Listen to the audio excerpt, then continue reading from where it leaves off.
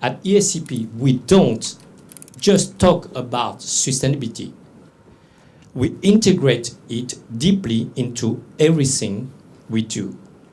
We have a dedicated sustainability department disciplines established in 2021 with more than 20 professors coming from diverse disciplines and associate dean for sustainability, representing here by Professor Georgie Grave. 100% of our students are trained in sustainability. ESG principles are embedded in all courses. Students also test their knowledge through SULI tests, the TOEFL of sustainability, and of course, climate fresh workshops. We are empowering our professors. The trainers program ensure faculty across all disciplines integrate sustainability into their teaching. We offer cutting-edge specialization. We have 8 specializations related to sustainability, like sustainable finance, green CFO, energy transition, sustainable entrepreneurship, rethinking business model. Sustainability is not a module. It is a mindset at ESCP. Second, education is a driver of innovation and sustainable solutions. We believe in learning by doing and by disrupting outdated models. Research that fuels real impact. In 2024, with the Associate for Research, Professor Régis Corderoy, we launched the European Sustainability Institute under the leadership of Professor Aurélien Acquier. One of these first initiatives, a climate adaptation program with AXA Climate, bringing together businesses, policymakers, and SMEs to co-create solutions. We also encourage entrepreneurship that redefines industries, like your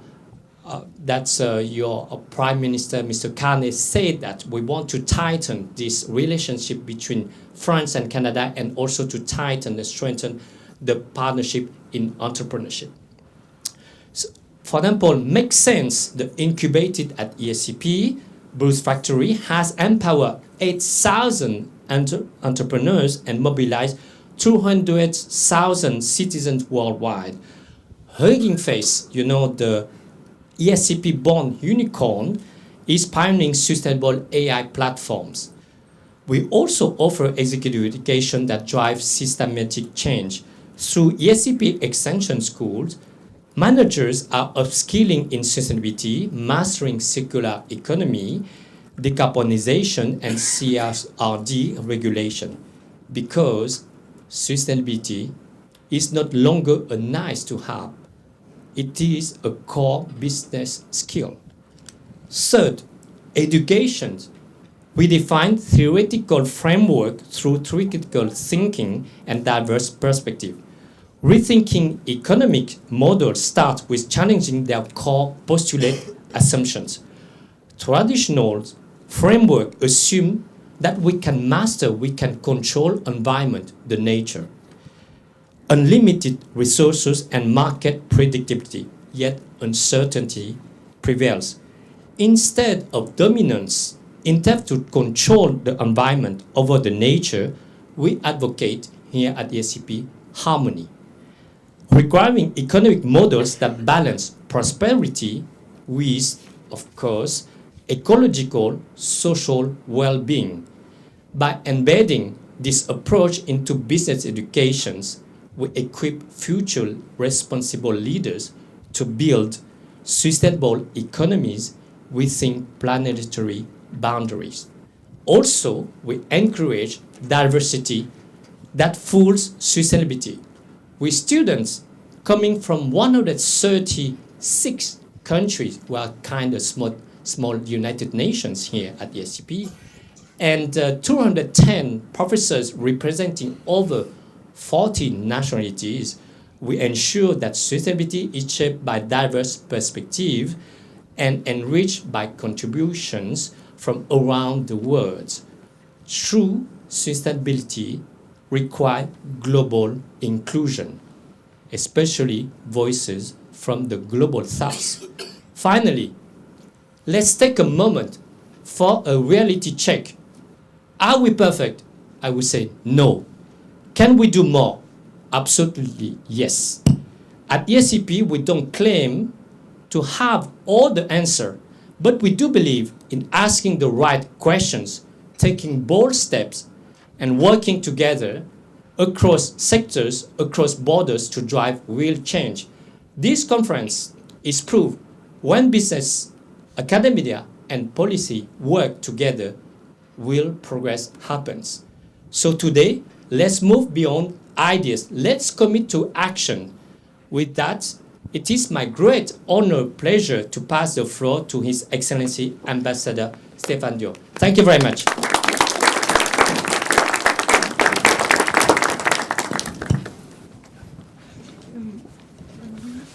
Yes. Of course, move. Yeah, of course. Yes. Yes, yes. And closer to people. So we see that at ESCP, even our excellencies, have to do things like this. Est-ce que j'ai besoin d'un micro ou on m'entend bien? Micro? Bon, on va mettre le micro On va mettre là, voilà. Voilà.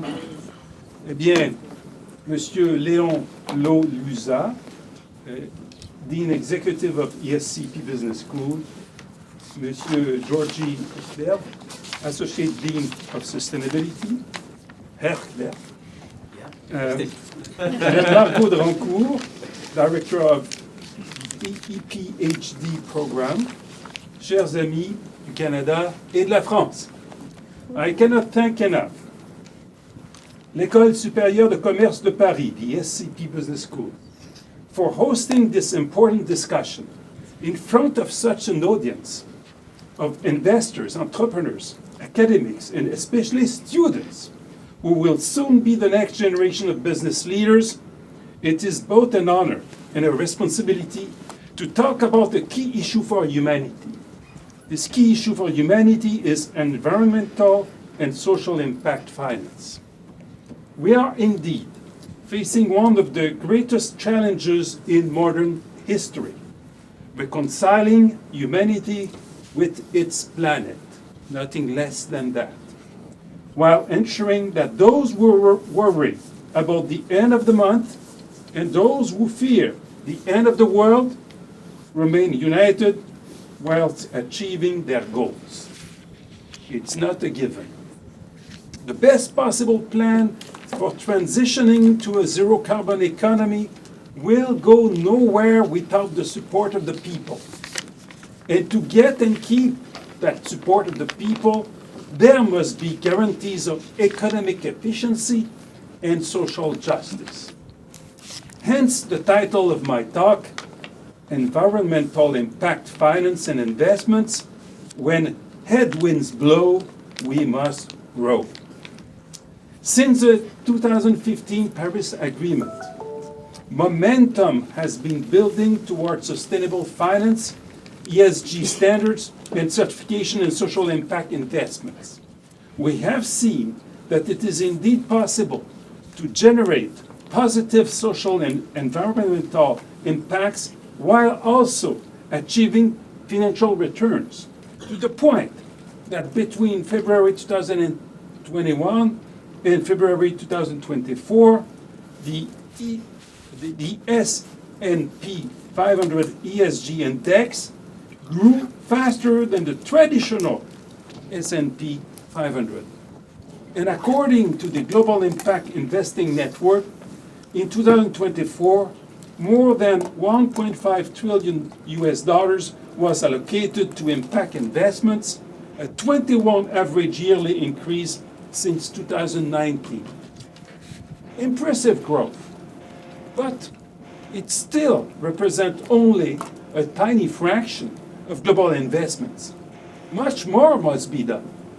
The current pace of capital allocation towards sustainable development goals is far too insufficient to mitigate the worst effect of climate change, biodiversity loss, and global inequality. We, in this room, are aware of the enormous challenge of transitioning to a zero-carbon economy. We know that. We also know that we have no time to lose to avoid the worst consequences of global warming. Yet, there are growing voices in Europe, the Americas, and elsewhere in the world arguing that environmental policies have gone too far, with excessive regulation hampering economic competitiveness, particularly facing China.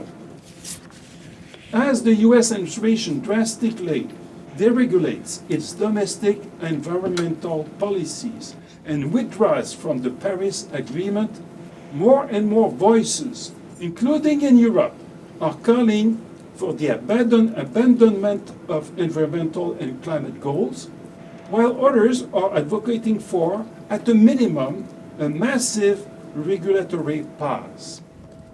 Of course, it is possible to achieve regulatory efficiency without compromising climate and environmental objectives.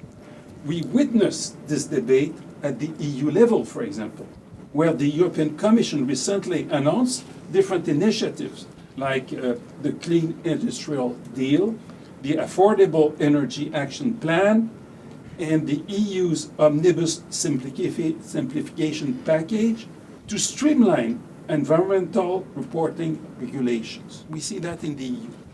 However, there is a real risk that environmental and climate policies will be weakened under the guise of sound deregulation. In many national parliaments, we see budget cuts in environmental programs. We see climate targets being delayed and projects postponed, like the ban of gas-fired cars, or even projects abandoned. There is an obvious backlash against climate policies in many countries, in the Americas, in Europe, and around the world. In the investment world, we witness backpedaling on ESG, exemplified by asset management firms withdrawing from the United Nations Net Zero Asset Managers Initiative. You know that. In addition, we can clearly see that geopolitical tensions are forcing our governments, out of a sense of responsibility, to substantially increase their military investments and spending, while many of these countries are already heavily in debt. There is a risk that painful budgetary decisions will lead to delaying or reducing the demanding investments needed to achieve environmental and decarbonization objectives. There is no doubt that headwinds are blowing against climate finance, that we can no longer rely on the wind to steer us in the right direction. Yet we cannot wait for the tide to turn. We must row and row hard. It means that we need to work harder to find new, innovative ways to engage finance into long-term sustainability and growth. In the current geopolitical and geoeconomic context, there is a need to act quickly and to act decisively to mitigate climate change and accelerate the transition to a zero-carbon economy while ensuring economic competitiveness and social justice. Environmental sustainability, economic growth, social justice. These are the three pillars of our action. First, environmental sustainability. We must accelerate the pace of decarbonization, not slowing it, accelerate it. And biodiversity protection must be accelerated as well through efficient carbon pricing mechanism, sound finance, and other measures. Second, economic growth. We must ensure that our economies remain competitive, technology-driven, and innovative. And third, social justice. We must ensure a just transition where businesses, workers, unions, and local communities find the necessary support at all stages of this major economic transition. Alors pour mener de front ce triple objectif, environnemental, économique et social, nous avons terriblement besoin d'accélérer le déploiement de la finance environnementale et sociale, et non pas de ralentir ce déploiement. Et dans ce but, les gouvernements ont leur rôle à jouer pour mobiliser le secteur privé et les fonds d'investissement. Et c'est ce que fait le gouvernement du Canada. One of our government initiatives is the Social Finance Fund, created in 2023 to help Canadian charities, non-profits, social enterprises, and cooperatives to enhance their social and environmental impacts. We will have the pleasure to hear Madame Christina Tora, Managing Director of GSG Impact, explain Canada's Social Finance Fund and its results. And then now I will conclude. Despite the headwinds, efforts are being made again and again. To you, investors, entrepreneurs, academics, students, I say that you must redouble your efforts. Believe in what you are doing, whatever it is said.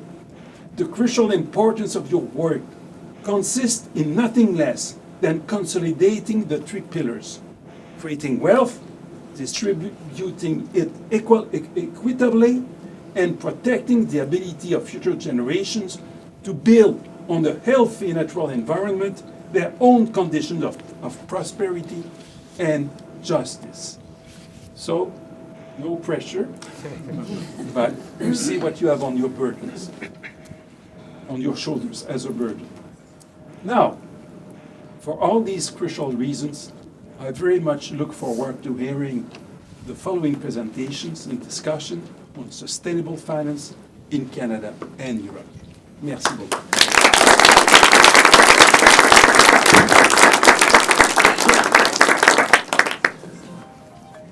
That's the Prime Minister. He still wants to join, he can always.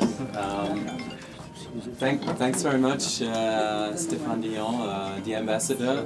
A very passionate speech in terms of that we need to keep rowing, row harder actually. The idea in designing the event was that we would open up the floor for discussion and Q&A once we are through the program, just to make sure that we are somewhat on time. I would still like to pose one question that you can somehow react to in a bit of a more interactive format. You were mentioning the three pillars in a way, and it always sounds really good to somehow find harmony between them, include them, and I think everyone agrees that they are all equally important. But do you have maybe one secret ingredient that you think can help us manage some of the trade-offs? Is it more the people? Is it the policies? Is it collaboration between business and policy? If you had to prioritize one thing that is bringing us closer to moving beyond the many frictions, sorry, to pull you back on stage, the many frictions, what would it be? Carbon pricing. Okay. Yeah, okay. No, it's good to educate the people, to try to preach the people, but you don't change your behavior if there is no signal. You do it, but not meaningful, in a meaningful way. If you have the signal that, oh, this product is more costly, we'll buy it less. So if you put a price on the problem, on the pollution, you have part of the solution. It's not the only one. But when I was the leader of the opposition in Canada, I tried to win an election with a carbon pricing system that was creating a carbon price that was about starting very low at $40 a ton, but going higher every year, and with the revenue giving it to for social justice, for people in need and so on, and decreasing the taxes on income taxes and corporate taxes. So good for the economy, tax cuts. Good for the environment, cost on pollution, and more social justice with redistribution to the people in need. So the three pillars were together. And then my opponent, the Prime Minister of Canada at the time, Prime Minister Stephen Harper, said, Dion, tax on everything. And it killed our campaign. We lost. So today I meet Canadians telling me, Mr. Dion, you were You're right. right. But you were ahead of your time. It's never good in politics to be ahead of your time. And I see their eyes that they did not vote for me. So it's very difficult. It's very difficult to create a sense that the three pillars are together. People will not follow you if they are not convinced of that. Yeah. Fantastic. I think this is a wonderful response that is very concrete, that is showing how, in what a complex way you've been thinking about these things.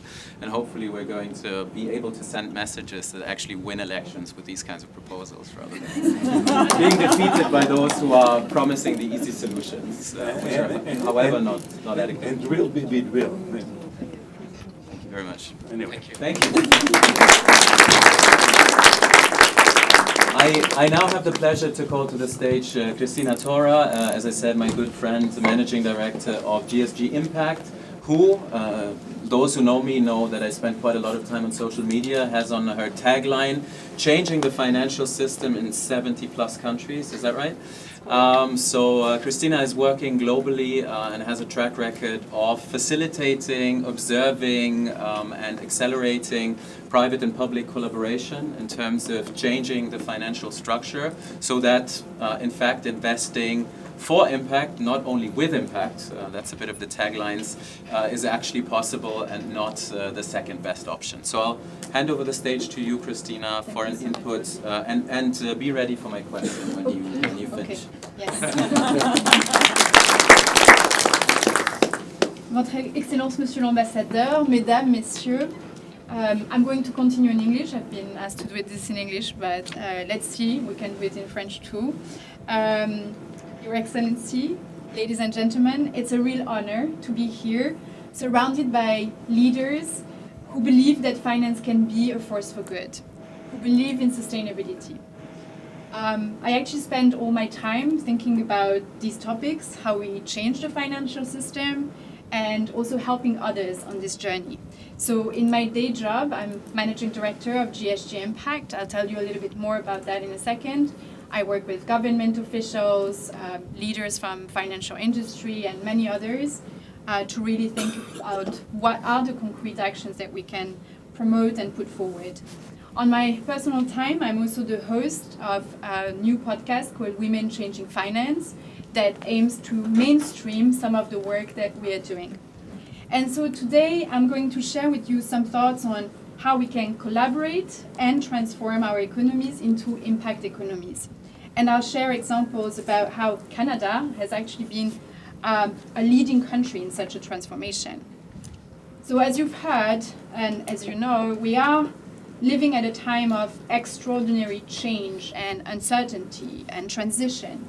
On the one hand side, there is a massive pushback on ESG, and at the same time, there is recognition from others that mainstream ESG investing, that sustainable finance is not enough to deliver the change that we need.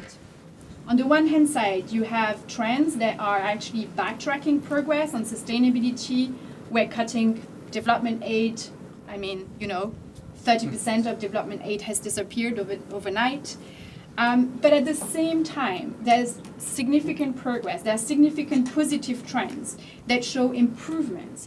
So for example, the European Union, but also China and many other countries have recognized that all social and environmental impacts are financially material.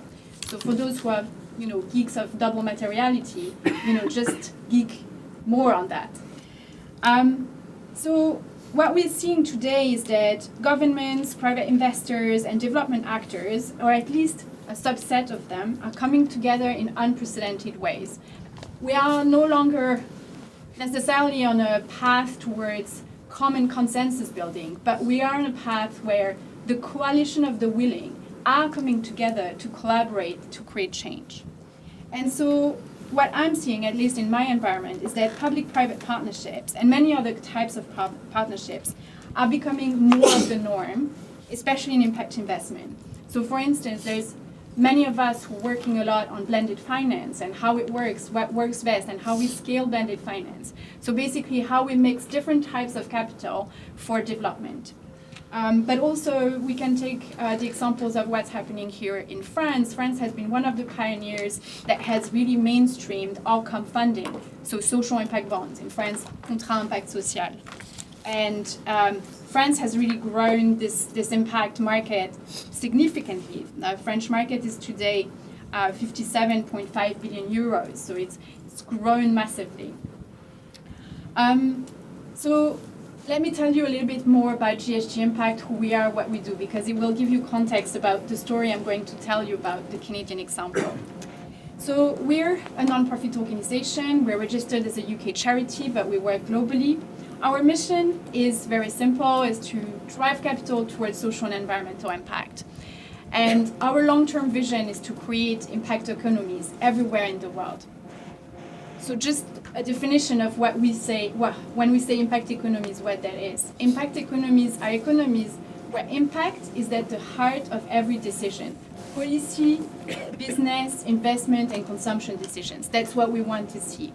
And the way that we drive towards that is by supporting countries to create new institutions that will have exactly this mission, drive capital towards social and environmental good.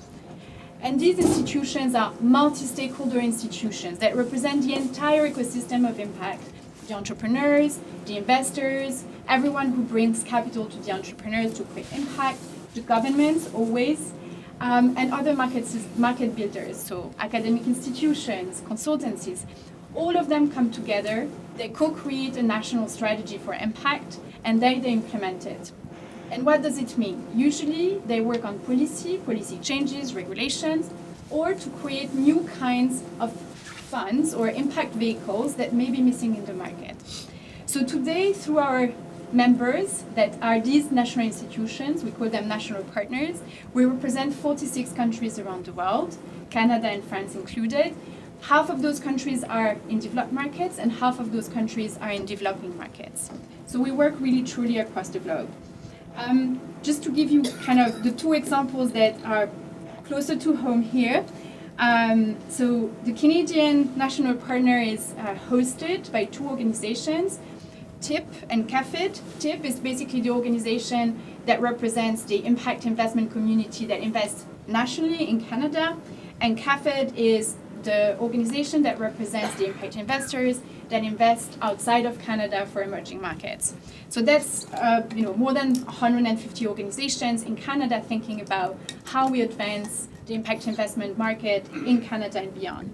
And in France, it's called GHG Impact France, and it's a network of networks really hosted by three key organizations in France, FIR, FAIR, and France Invest. France Invest is the PEVC network of investors. FAIR is the social solidarity network. It's the ex-financeur that really manages the solidarity finance in France. And FIR is the French CIF, so it's the Responsible Investors Association for France. So they came together, they're working together to develop impact investment in France.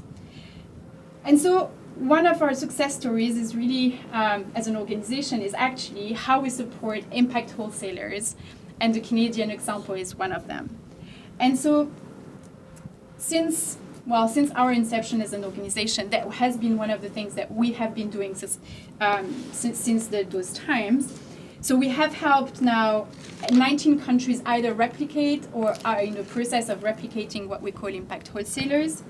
That means it's today it's worth 3 billion euros around the world, and it has grown 280% in 5 years since we started this work in 2012. So let me tell you a little bit about impact wholesalers, and then I'll come to the example of Canada.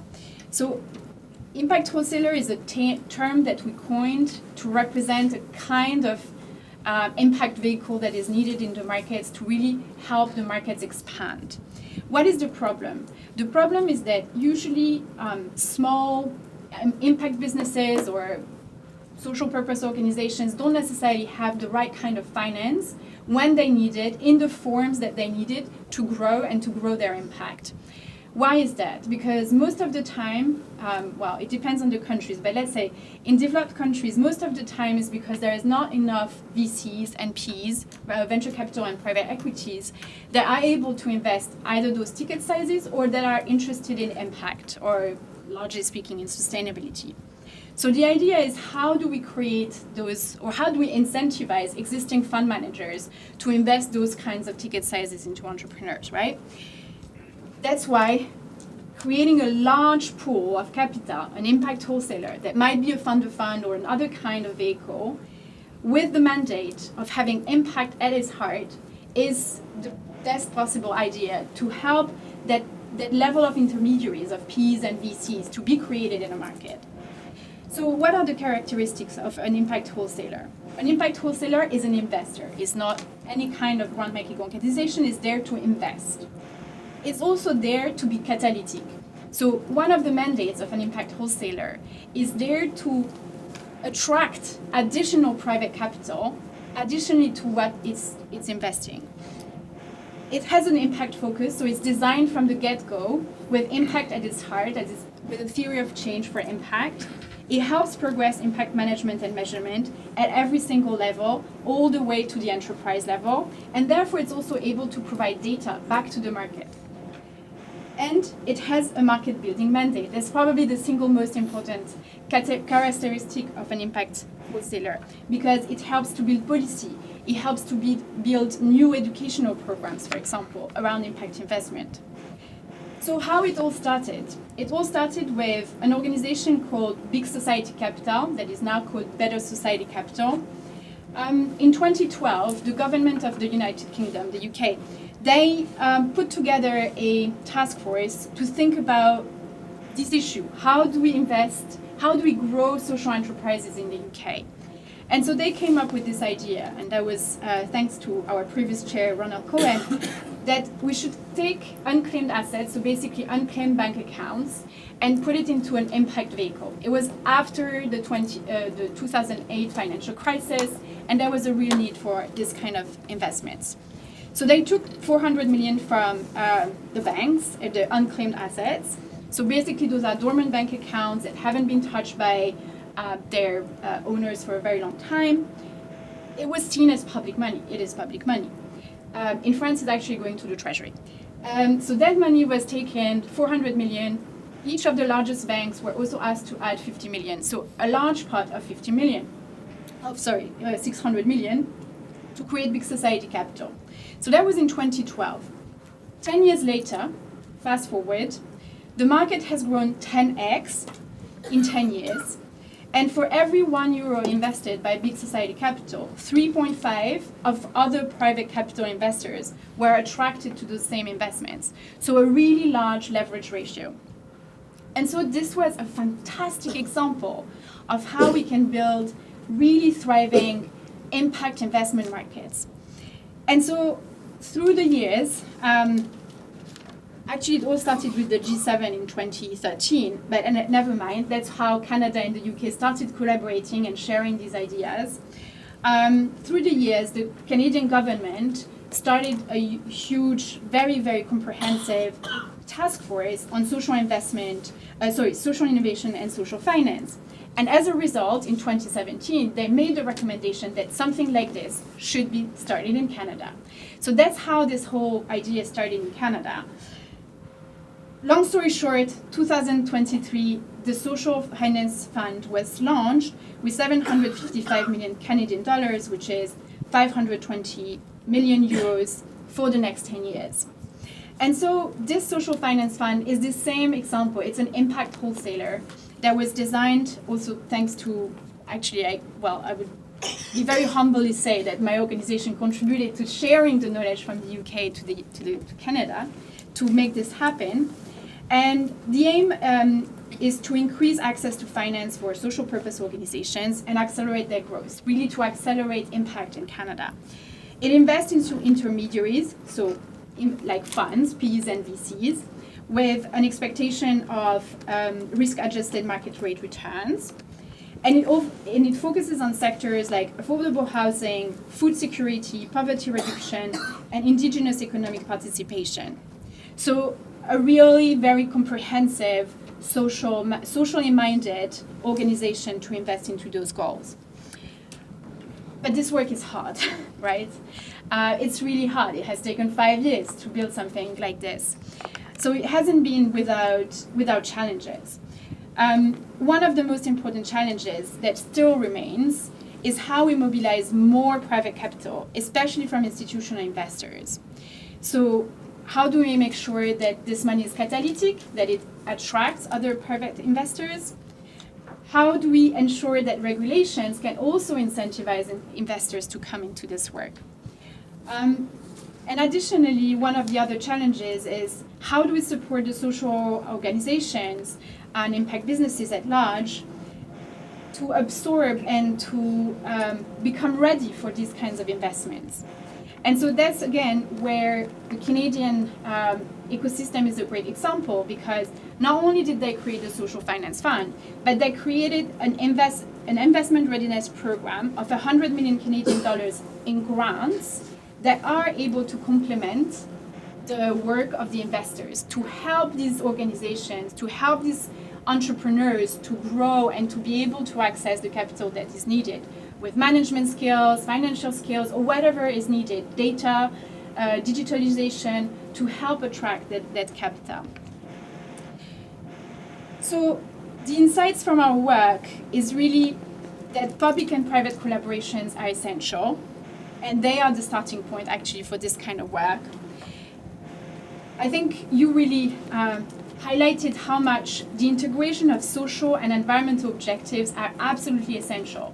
We're seeing too much these days, unfortunately, a distinction between the two, or a very strong kind of consideration about environmental objectives, which are essential, but if they are not taking account the social dimensions, then we're going nowhere. And the final aspect, which is so important from our perspective, is how we support the enabling environment, not just creating a fund, but creating an enabling environment around the fund or around whatever financial vehicle that will help kind of expand and enable and accelerate the work that is happening. So ESG faces strong challenges, but impact is the best solution. It is the solution that is most cost efficient in a world where cost efficiency and value for money are so important. Impact has integrity. It has demonstrated how it can lead to inclusive, shared, and long-term prosperity. Impact is not political. And in fact, what we have seen is that in Canada, in the UK, in France, it has been having cross-party support.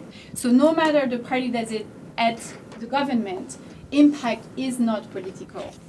So our contribution and what we would like to see is countries collaborating much more, and that's where we're helping on sharing this learning.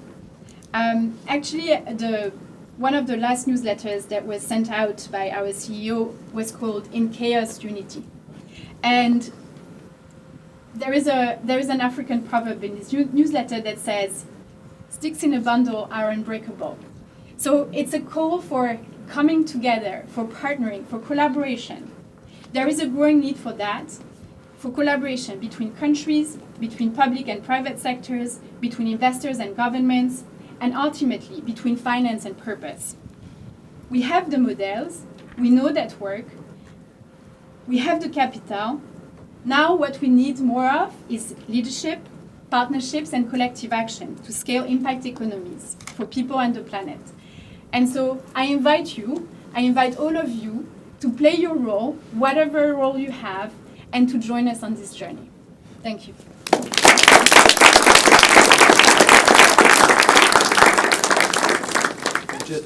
I'm just signaling, please stay up, otherwise I'll drag you back onto stage once you sat down.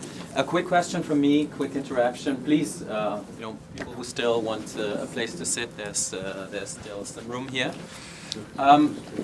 So first of all, I think it's great. So if you co-organize an event, you can also impose your favorite topics on the agenda, which is what I've done. I do research on impact investing, so I find this very stimulating and intriguing, especially because it's tricky work, right? Bringing everyone together, merging the social and the environmental. And at the same time, I'm very excited when I see these big initiatives like Canada very boldly going in with a huge amount of money, at least for the impact space. So we have a nice colleague in the embassy, Thierry Weissenburger, where we were sort of organizing and pre-discussing this. And at the same time, he rightfully said, well, it looks as if it's a really big thing, but on the global scale, in terms of financial markets more generally, it's still tiny, right? So my question to you, maybe some thoughts in relation to that, how do we get from this, it's, you know, very truthful in terms of having this strong impact focus, but it's still relatively small. So how do we actually grow it, and how do we get it to a stage where, you know, people really take note that something's happening? Yeah, so it's a good question. Thank you. So first of all, there is, for example, what we call market sizing.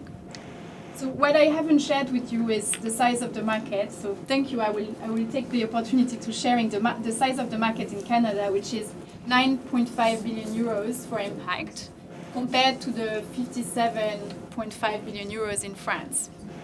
So, okay, maybe they have taken different approaches. Maybe it's not apples to apples, but still, you can see that despite of the large scale of the Canadian financial markets, it's a very tiny proportion that is for impact. So one of our roles is also to kind of help countries have these benchmarks and therefore kind of, in a way, positively compete against each other to grow their markets and be stronger in how they develop impact in their countries. But each country is extremely different. So what you would do in France wouldn't necessarily work in Canada. And so it's about understanding the specificities and kind of connecting different innovations or different initiatives with what would work best in a given country. So for example, Canada has a huge pension market. It's one of the largest countries in terms of pension fund assets. Now, how could, for example, Canada learn from the Netherlands, where some of the pension funds have already taken impact on board? And our national partner in the Netherlands is working a lot with those pension funds to help them do even more. So I think it's about, you know, the invisible connections and expertise sharing and helping people kind of learn from what is happening somewhere else today. And that's our role. Thank you very much.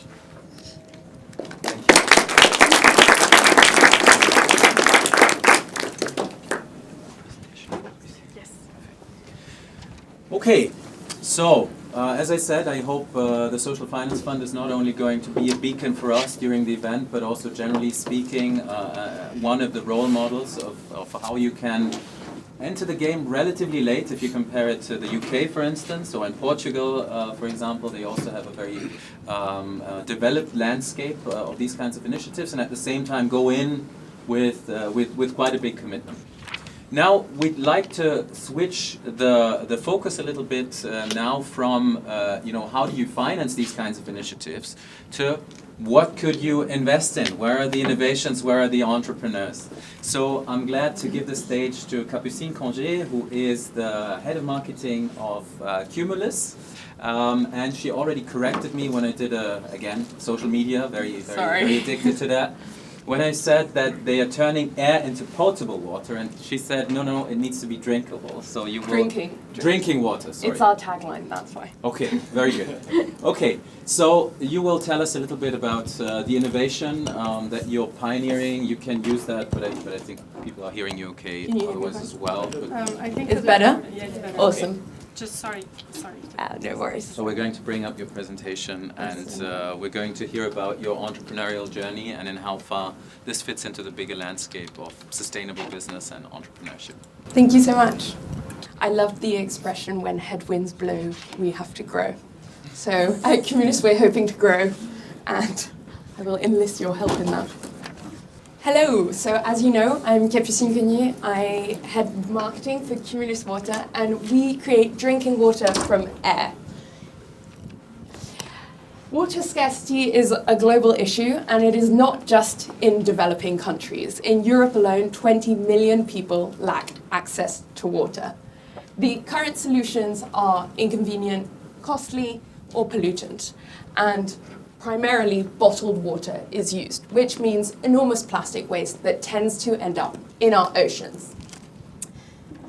At Cumulus, we provide a solution to avoid this, and I'm going to show a video. So this is our machine, which essentially uses the technology of condensation, like the morning dew, to turn air into water. Because there is 6 times more water in the air than rivers. And this is the desert in Tunisia, where we manage to produce 30 liters a day with our machine. Oh, thank you so much.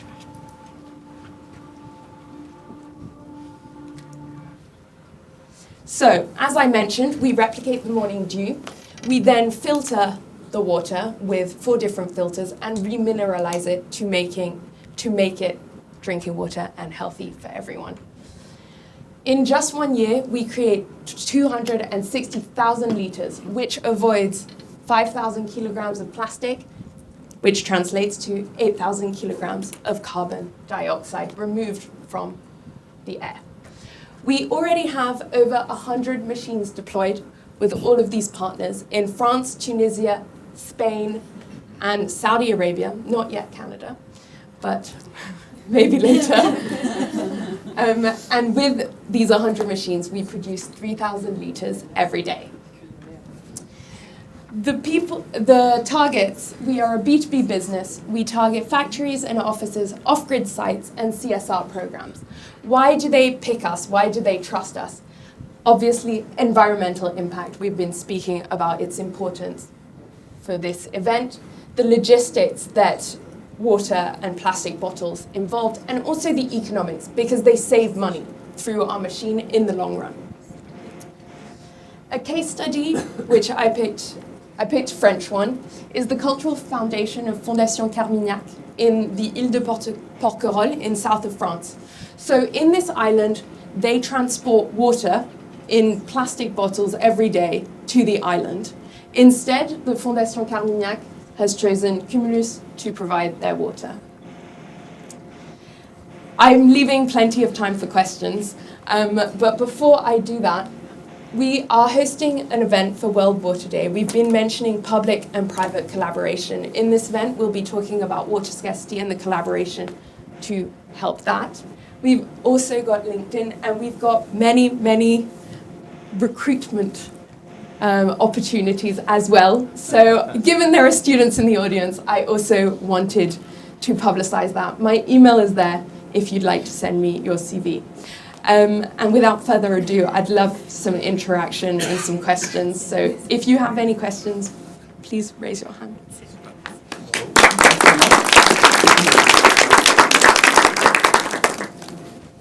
Hi, yeah, I have a question. You mentioned economics, so that's very interesting. Mm-hmm. What is 1 liter of water from Cumulus as opposed to bottled water? How would you have the economics? So we calculate it in a year. Okay. I'll give you the year.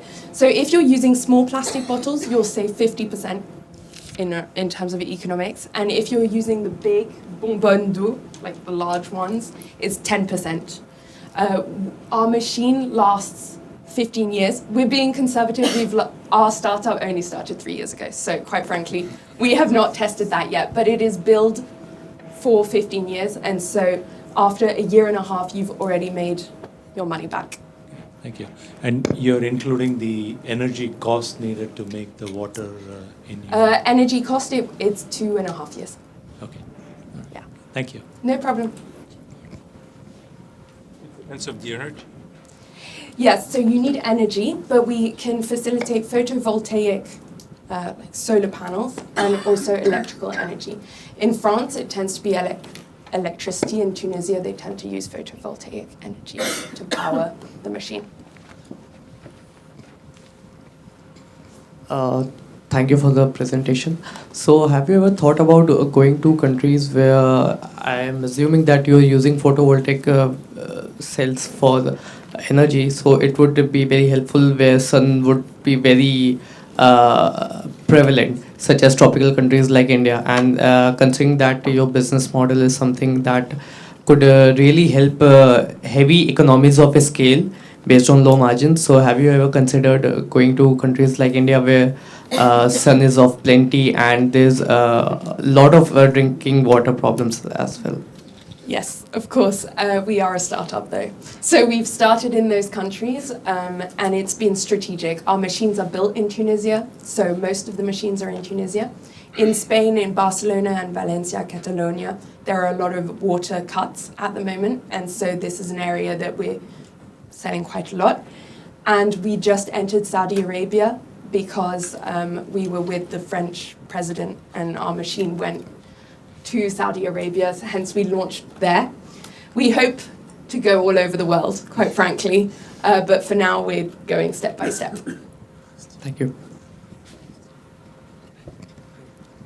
Fast track that step by step. How much are you raising right now? What are you looking at? So this year, so far we've raised nearly 4 million euros, and this year we're looking to fundraise 8 million euros, which will be our pre-Series A. Yeah. Yes. So a lot of your operations are based out of dry and temperate regions like Spain, Barcelona, and Tunisia, Saudi Arabia. So the humidity in those countries is less, and that if you were to operate in areas where humidity was more, would it improve the efficiency of your machines? It could, but actually our machine is also dependent on temperature. So for example, we have a machine in Paris in our office. We produce less water than our machines in Tunisia or in Valencia or Barcelona, because ultimately the humidity in the air, there is usually enough. What there might be not enough is temperature. So we operate usually above 5 degrees Celsius, ideally, and quite frankly, those are the areas where water is the most scarce and where our technology is most needed.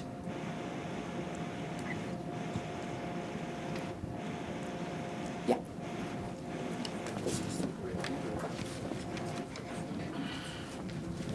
Can you speak up a little bit? Yeah. So right now it's mostly focused on being B2B, and is there maybe some plans to extend for B2C? Is it something possible? It is possible. Our machine it's a high front cost. So our AM4, which is the white machine that you've looked, costs 5,900 euros. Our new machine will be slightly less. However, that's quite a large upfront cost. We do have some B2C customers. They tend to be boutique hotels though. So it's not even that B2C. Maybe in the future, when we keep developing the technology and we keep making it cheaper, that will be a possibility.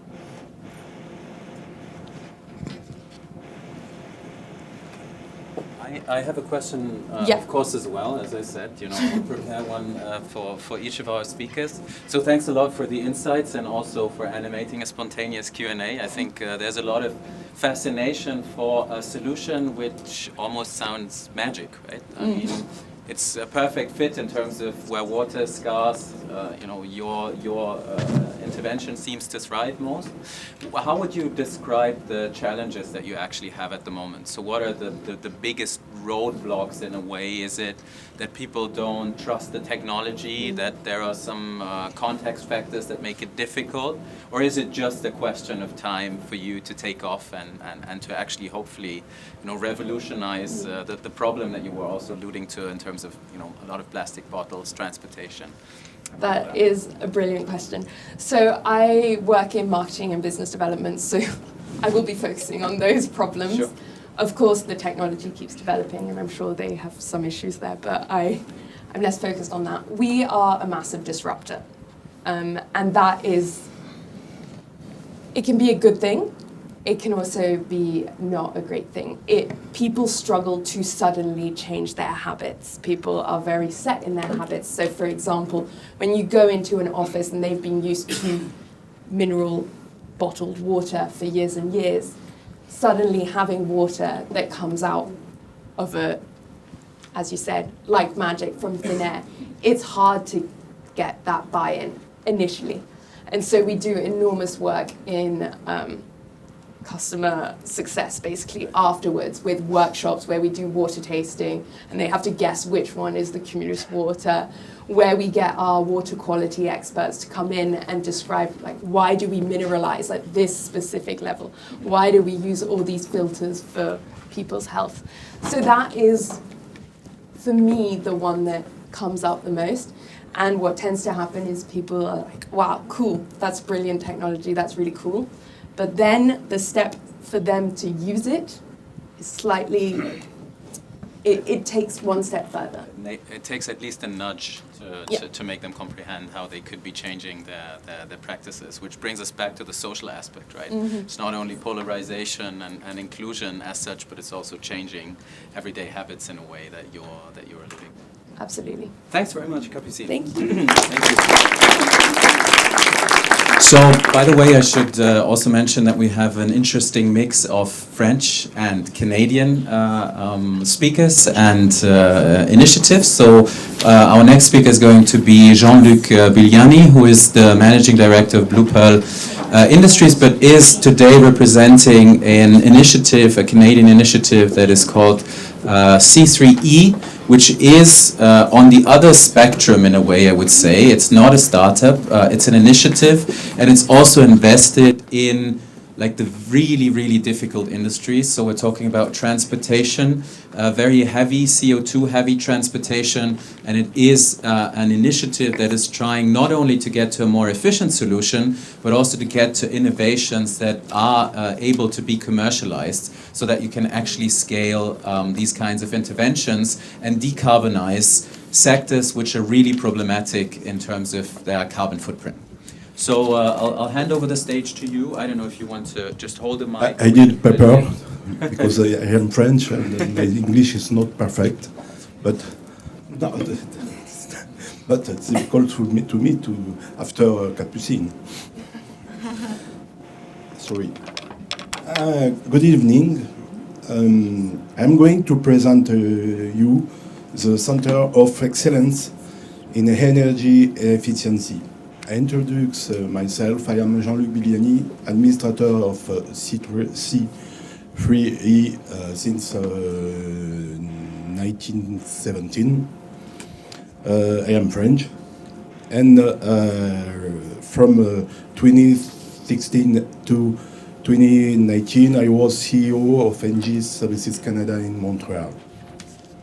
NG Services is a part of NG, efficiency, energy, and all different solutions to HVAC. It's heating, ventilation, air conditioning, and system.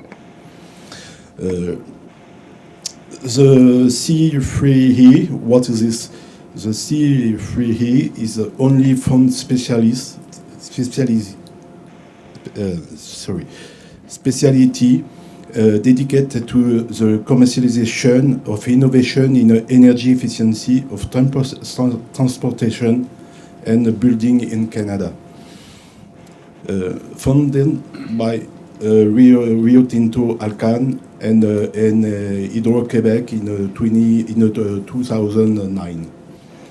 The C3E, it's not a profit organization. The goal is to contribute to the commercial success of technological innovation and only for the scope energy efficiency of transportation and building.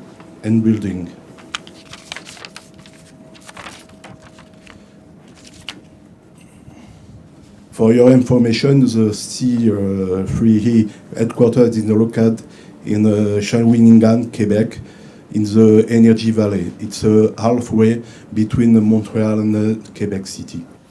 Our DNA, point one, it simulates the emergence of business in field of energy transition and efficiency with financing tools, supporting companies through the commercialization phase.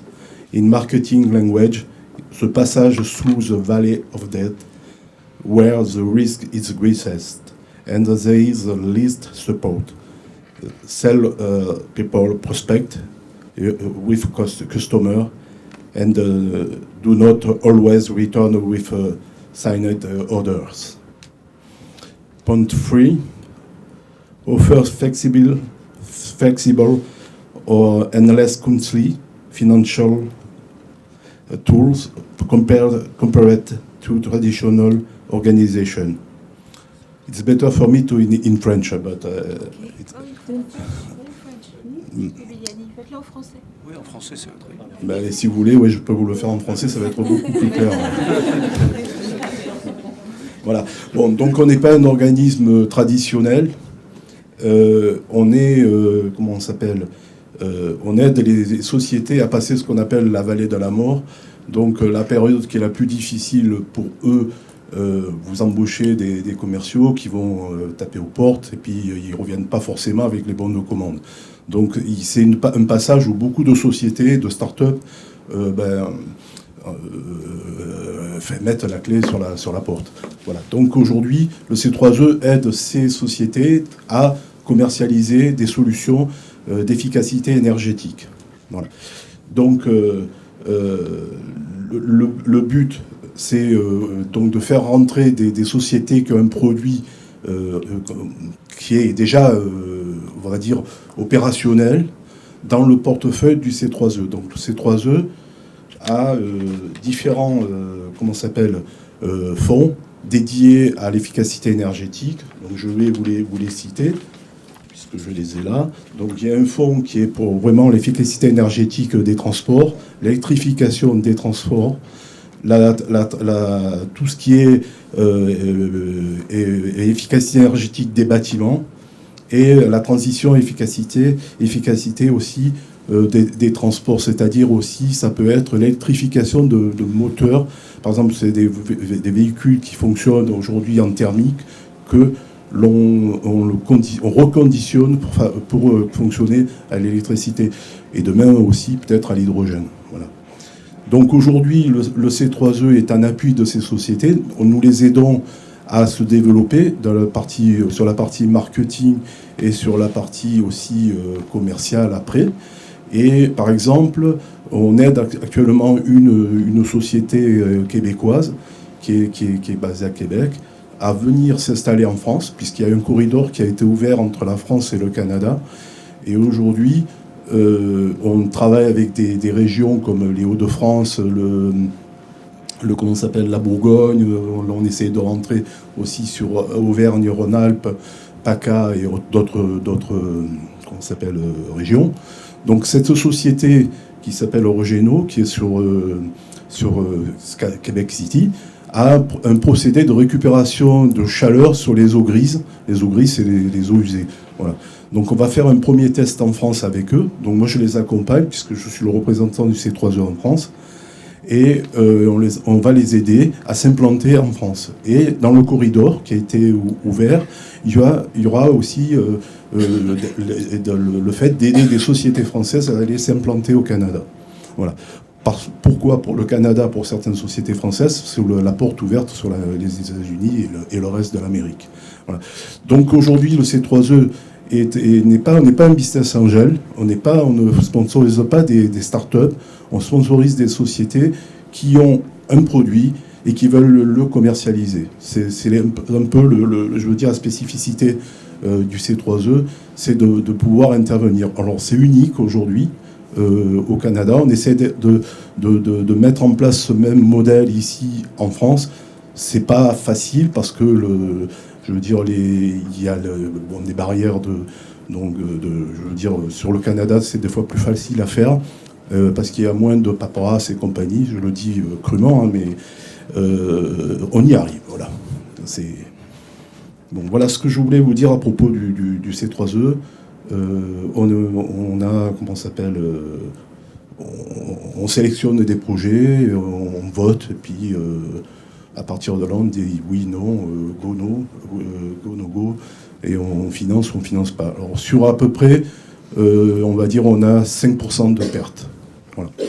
Le fonds s'auto-réalimente avec l'argent qu'on a récupéré des projets. Donc c'est quelque chose qui aujourd'hui fonctionne. Alors il y a des nouveaux entrants. Au début c'était Rio Tinto et comment ça s'appelle Hydro-Québec. Maintenant il y a la Banque des Jardins, il y a d'autres investisseurs qui ont mis de l'argent là-dedans. Mais le but n'est pas de multiplier, je veux dire, les chiffres par 10, par 20, c'est pas du tout ça. Le but c'est de se faire de l'efficacité énergétique et de réduire l'empreinte carbone. Voilà. Excusez-moi, mais c'était pas prévu que je vienne, hein. C'est pas moi qui devais le faire. Merci. Merci Jean-Luc, c'était en fait assez spontané. Si vous pouvez rester un instant. Comme vous l'avez dit, ce sont des industries, je dirais, qui sont assez lourdes concernant l'empreinte carbone. Et je me demande pourquoi est-ce qu'il y a besoin de quelque chose comme C3E pour faire réussir ces innovations, pour les commercialiser.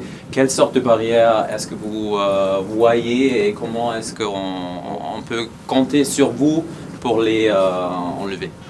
Alors autour de la table, les administrateurs, on est tous thermiciens, on a tous travaillé chez Engie ou chez Total ou Hydro-Québec ou d'autres compagnies canadiennes. Donc on est sensibilisé à tout ce qui touche l'efficacité énergétique, parce que la première des économies, c'est ne pas dépenser. Voilà.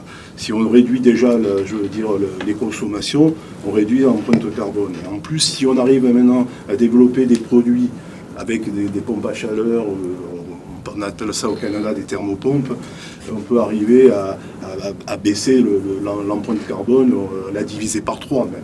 Voilà.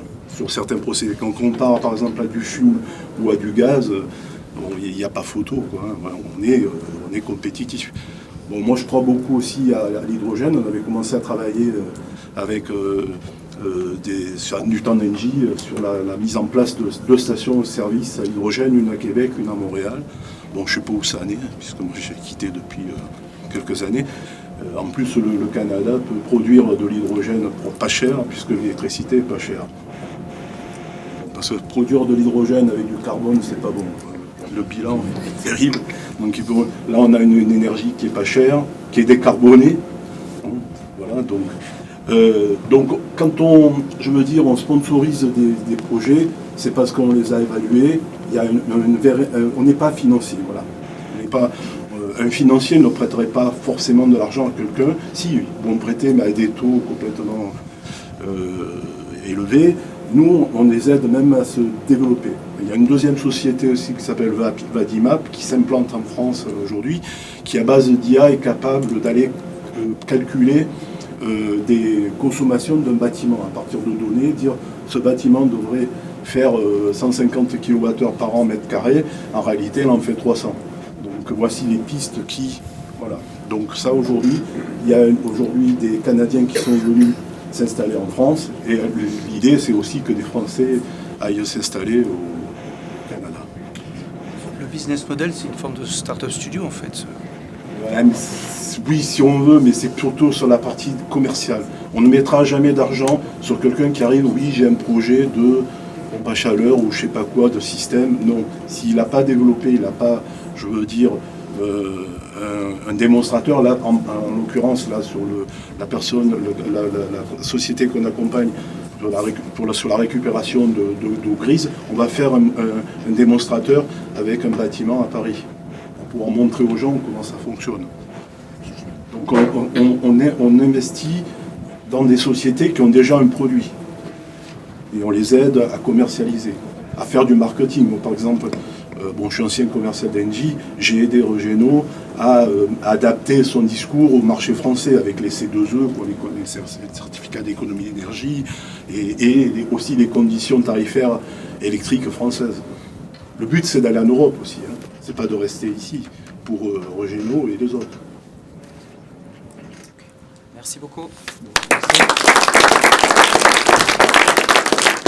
Thank you. We're going to move to our next part of the program, which is going to be a panel that I'm going to moderate, but I think I'm just going to move this over there and just stand there.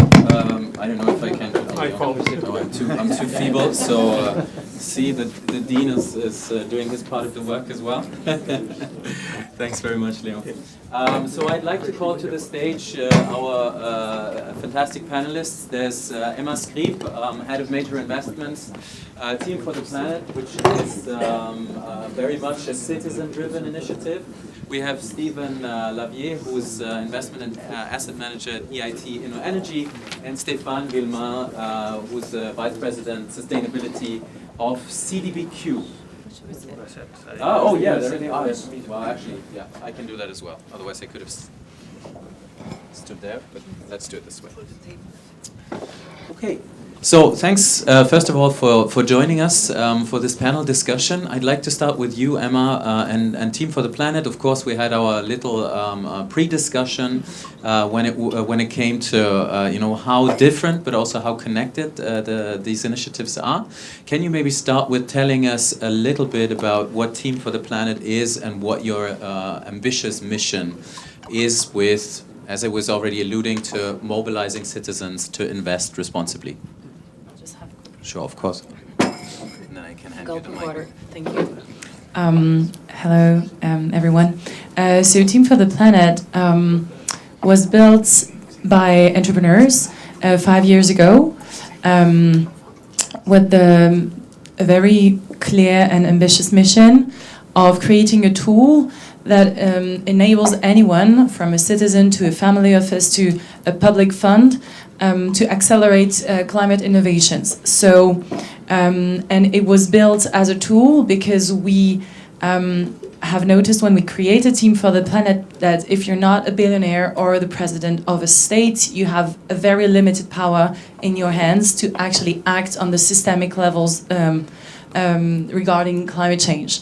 So from that, we also have discussed with a lot of scientists, part of the IPCC, who told us the innovations that we need in terms of decarbonization already exist. We do not need to invent them. They are already in the laboratories and research centers. We only need them to scale and to transform them into actual companies. And we're like, why do they not become companies? And one of the most problematic and one of the biggest challenge that these innovators face is that they are not entrepreneurs. They're not businessmen, businesswomen, so they really need to be reshaped in a way that will enable them to become companies. So when we have designed Team for the Planet, we really had that in mind, and they also they also needed what I'd call a pre-seed capital or ultra early investors. So this is why we have created Team for the Planet. So what we do is that we identify projects that have a massive and a direct impact on CO2 emissions. This is our main KPI. We have received more than 1,700 projects on a digital platform that has been assessed by 9,000 assessors that we have trained. They are citizens. They're doing it for free. They're volunteers. And we have selected 14 innovations to invest in. We have spent more than 25 million euros on these innovations, and we invest from 100k euros to 3 million euros. And what we do once we have invested is that we recruit an entrepreneur that has already launched businesses, that is an actual seasoned entrepreneur, and we do this kind of due diligence. We match them together, and they actually take the company together to bring it in another level and to actually accelerate it and to commercialize for real. And then we also put on the table all of the assets that we have as a citizen fund, because as Gorgi said, we have enabled our shareholders to become shareholders from €1 to to 5 million euros. So we have a very large spread of investors, and we are now the biggest community dedicated to climate in Europe, because there are more than 130,000 shareholders. So as I said, from €1 to 5 million euros, which is a public fund, investment fund. We accelerate our innovations thanks to this very powerful community, which has become over the years kind of our unfair competitive advantage, because, for example, we have scaled innovation very rapidly thanks to this community. So this is what we do. And the last thing that we do is that we are an impact first fund, which means that our shareholders are there to receive climate dividends and not financial dividends. Climate Dividends is now a non-for-profit association created 3 years ago, which is now a European-driven association, which measures the actual impact of your capital in terms of CO2 avoided. So it's kind of a scope 3 thing. So the model of Team for the Planet is really to show that citizens all over the world, because we have shareholders in Canada, all over Europe, in 90 different countries, citizens are ready to invest for climate return, and not only for a financial return, and that you can scale very rapidly innovations thanks to an entrepreneurial approach. So yeah, I think that would be the synthesis. I think one thing that I found really interesting when we were having our pre-discussion was that you, on the one hand side, I think what's really exciting about this initiative is like making this investment possible for the everyday citizen, basically, right? So whatever you want to invest in, you can invest and not just whatever, like give a donation or something like this. And then at the same time, you also said it played a huge difference when this French public, investment vehicle in a way came in and also gave more legitimacy potentially to it, and also obviously, I mean, there's also a spread in terms of the finance that they are committing. So I would be interested in probing this idea of how do you see the citizen individual part and the public engagement of public institutions, and how do you actually find a sweet spot between the two? So maintaining this almost social movement kind of character with more institutional investments. Yeah, it's a very challenging bridge to gap and to fill. I'd say, so first of all, our shareholders are not donating money. They're actual shareholders and have the power to vote. And we organize 3 general assemblies per year where they actually vote for investment decisions. So it's a very strong commitment for them. And this is the reason why also they're so committed. And we have so many volunteers. I spoke about the 9,000 volunteer shareholders, but we have approximately 15,000 people spreading the word, talking to people to become shareholders, and increasing the notoriety of the movement. So it's very powerful to be a shareholder and not only someone who donates money. And the bridge we've been trying to build with the public fund was, and the few teachings or we've learned so far, is that first of all, policymakers need prototypes. The reason why the French government decided to invest 5 million euros in Team for the Planet last year is that we have demonstrated that citizens are ready to take this path and to take this leap of measuring the impact of money in a way that is not only financial, but also extra financial. I don't like this word of extra financial as if there was something like in and out.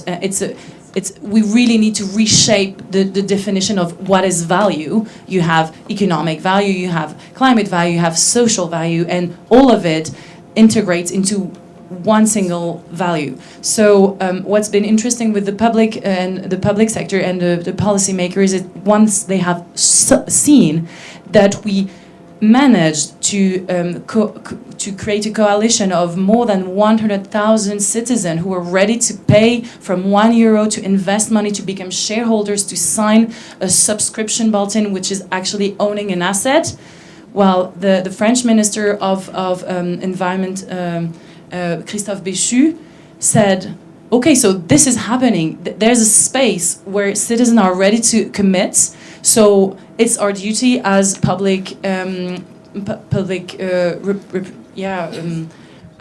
public leaders, policymakers to match this commitment of the citizens. So this is the first thing.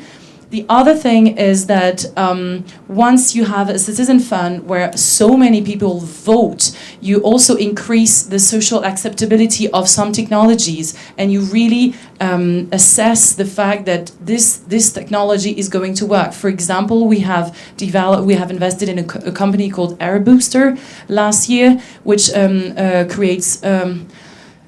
creates heat thanks to metal wall. I wouldn't know how to explain that in proper English, but and they have developed a product for B2C, so quite traditional houses, personal houses anyway, and they were hesitating launching the product. So we have said, well, we are going to send an email to our shareholders, and if you want to have shareholders who will be ready to try the product, and with one email and one LinkedIn post, we have consolidated a revenue of 1.4 million euros in a day. So it's also how you create engagement from the citizen, and you create markets, and that's really powerful for policymakers to see how they can engage also on that. Thanks very much. I think it's really interesting to see how it connects to the talks that we had before, Jean-Luc talking about this necessity to have a proven case in a way, and you somehow build in the case proofing in a way into the process,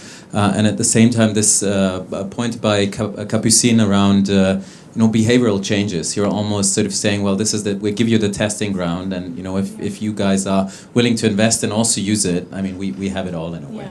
But the public funds and the public money really creates a leverage. Christina talked about it. It's extremely powerful, because once we have announced that the ADEME Invest, so which is the French agency for environmental policy, has an investment fund, and they have said, when we announced it publicly that they would invest 5 million euros, then the Région Normandie, so a regional fund, also invested, and we saw this kind of our shareholders were so proud. I mean, we went through all the steps of all the due diligence that you can imagine is extremely tough, because this is public money and it's extremely important to be tough on the due diligence. But it also increased the feeling of being proud of also in what you invest in, and you know exactly what you invest in because we're fully transparent. It's also part of the whole process. Thank you. I'd like to switch over to Stephen Lavier, who's on my right side. Maybe you can tell us briefly what EIT InnoEnergy does. And then the second thing, maybe you can jump right into that. When we had our pre-exchange as well, I think one thing that you stressed there is the point of actually bridging the startup and what seems to be really promising and what is innovative and what is, has a certain fascination, and then to sort of bridge this into some kind of a scaling model. And maybe you can tell us a little bit about the challenges that you're facing in relation to that. Yeah, sure. And thanks. And maybe just start off by saying thanks, Emma. I mean, I think mobilizing individual capital is incredibly important for a lot of the deals and companies that we're backing as well, right? So having everyone playing together is extremely important. So nice to be here tonight. So InnoEnergy, what are we? So we do three things. We've been around for 14 years. We're originally an emanation of the European Commission, and basically we do three things.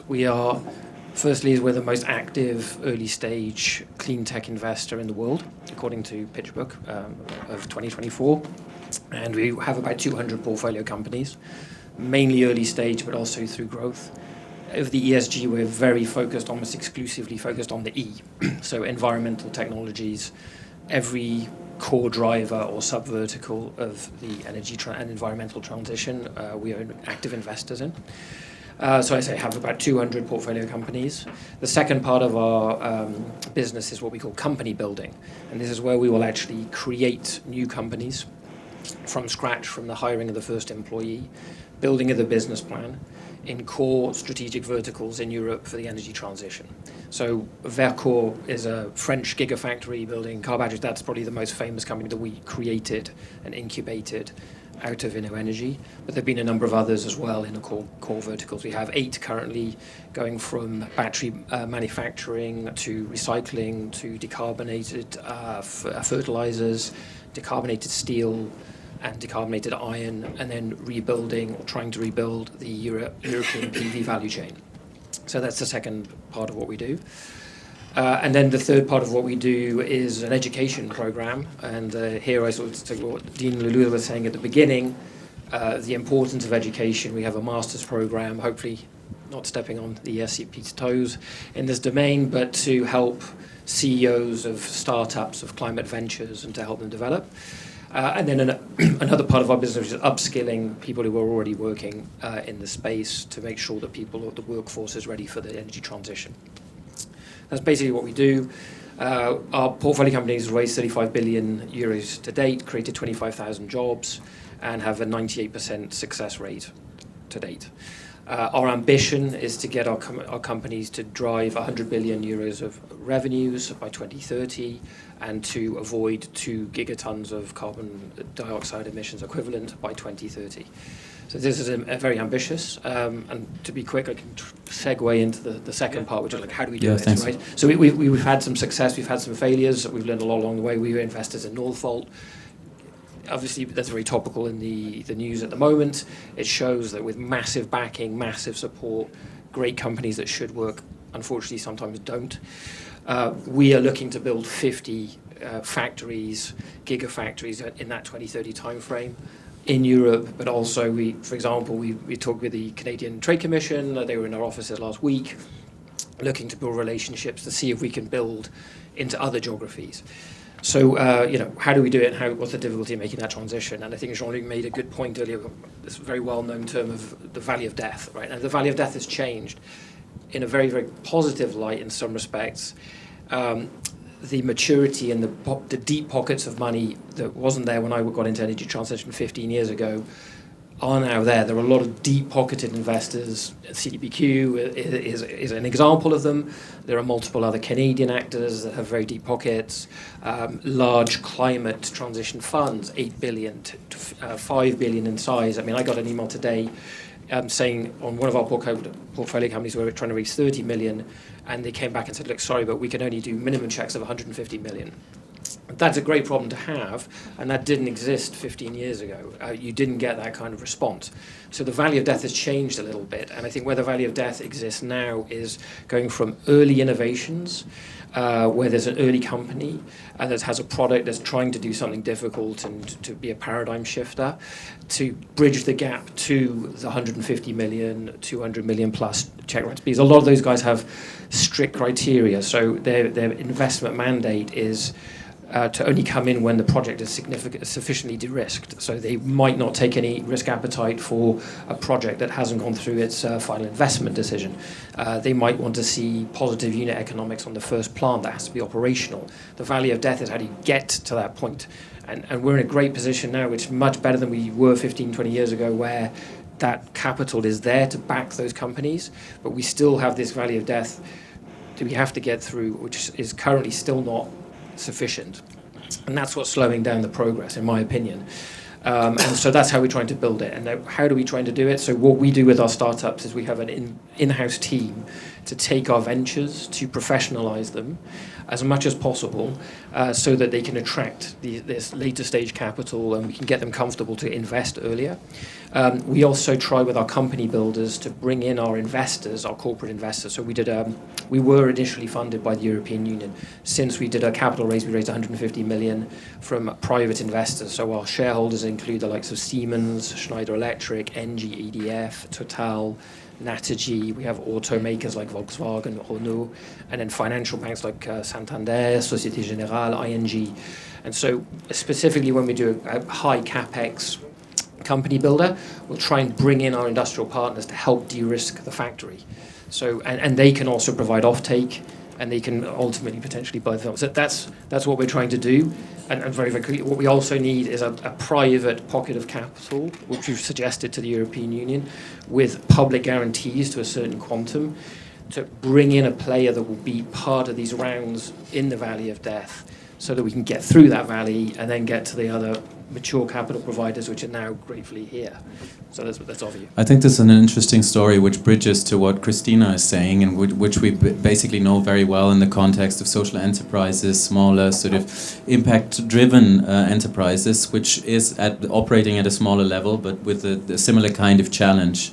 Where this idea of pooling in public capital, for instance, to de-risk, and this idea of capacity building apparently seems to be exactly the same in a way. Yeah. I mean, it's essential to have every element, every angle coming in an optimized fashion, working together. You know, we're working on a capital raise for a solar PV company. We have some of the biggest names in that space that are coming in, but we also want to talk to individual investors that have a high conviction level. But to do that, we want to make sure the project is de-risked as possible, because you don't want people losing money if you can help it, right? Yeah. Thank you. I would like to switch over, and we're just going to do the mic shuffle. Here we go. To Stefan, who is, as I said, Vice President of Sustainability at a very big investment entity, CDPQ. Christina, you mentioned it, managing a lot of pension money, for instance. Tell us a little bit about the context of your work, and especially how easy or difficult it is to get sustainability into the investment decisions. Sure. Hi, everyone. Nice being with you today. And what I really like here is how different we are in terms of the organizations we represent, and so how complementary also we are. So indeed, we may classify CDPQ, Caisse de dépôt et placement du Québec, as a, let's say, mainstream investor. We manage about 300 billion euros on behalf of 6 million Quebecers. And I think that's what makes us very special, is who we work for. So almost everyone in Quebec, we manage actually their pension, and so we contribute to their social, long-term financial, I would say, financial security. That makes us a long-term investor by nature. And that's, I think, part of our DNA and how we invest and how we take into account those sustainability factors in what we do.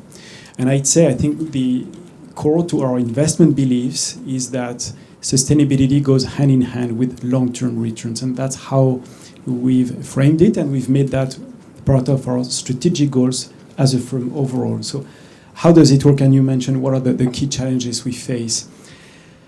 I'd say several things. One is definitely size. As you said, some of those smaller scale projects may not be investable for funds like us. So we may need some sort of pooling of capital and to make those projects, those new technologies and solutions investable by us. I'd say maybe three things in terms of how we think we can still shift the way our industry thinks. A key focus in terms of sustainable investment has been on climate action and navigating the transition, as I think all of you know. What we've observed in our industry is that most of the focus has been on decarbonizing investments. And we are indeed ourselves quite proud to say that we have reduced the portfolio carbon footprint of CDPQ by almost 60% since 2017, which is great.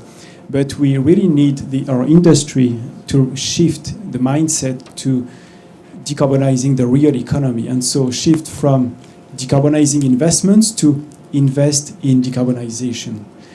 And that's which brings us back to the theme of investing with or for impact in a way. Absolutely. So that's still a shift in mindset. For again, most large investors are quite proud, of saying how much green investment they have in their books. We have almost $60 billion of green assets, but it's not enough. So we have developed actually a $10 billion transition investment vehicle, which aims at investing not in green assets, but rather in brown assets. Because brown to green strategies is where we think we have highest impact, actually. With also, again, a long-term financial return view. Essentially, buy brown, buy low, sell green, sell high. It's kind of the shift we want to have with transition investments. A second element I would like to also mention, and Christina, you told about that, was blended finance and making sure that we bring together public sector, private capital strength together in common initiative that really bring the best of both worlds, the public and the private. And CDPQ is very big on working on such projects. An example of such an initiative is the REM in Montreal, which is the longest light rail system, public transit system in the world, and which was structured in that kind of blended finance mechanism and structure. And maybe last, you mentioned your firm focusing on the E of ESG. I would argue mainstream investors need to first act on the G of ESG. Governance has to be first and foremost. And in terms of governance, maybe let me take one example of that is how the industry structures incentives. How people get incentivized to really act for higher impact. We try to lead by example. For example, all CDPQ employees have an incentive target which is tied to, again, the carbon footprint of the portfolio and to what extent we have achieved our climate goals. But we need those type of governance mechanisms to be put in place across the investment cycle and across the investment value chain. We do that a lot with lenders through sustainability-linked loans, but also with other equity providers. For example, I've worked for 4 years in our real estate business at CDPQ, which is called Ivanhoe Cambridge. And we have put in place, for those of you who know the industry, green promote structures. It's essentially linking the carried interest of the manager to sustainability outperformance so that we can drive really behavior and better align interest between financial performance as well as sustainability performance. So these are a few, I would say, few things we see that should hopefully, by being adopted, should hopefully help shift the mainstream investment industry towards higher impact. Thank you very much, Stefan. Just being mindful a little bit of the advancing time and also wanting to give the stage still to Phil Glynn and Irina as representatives of our executive programs. I would just want to prompt you, ideally in one sentence, to formulate if you had like a wish to make in your professional context. Which one exactly would it be that would, I don't know, maybe you want your work to be harder, maybe it's that, you want to facilitate your work, but what we definitely want to have is more sustainability. What would it be? What kind of wish could you make? What should change for this to become more likely?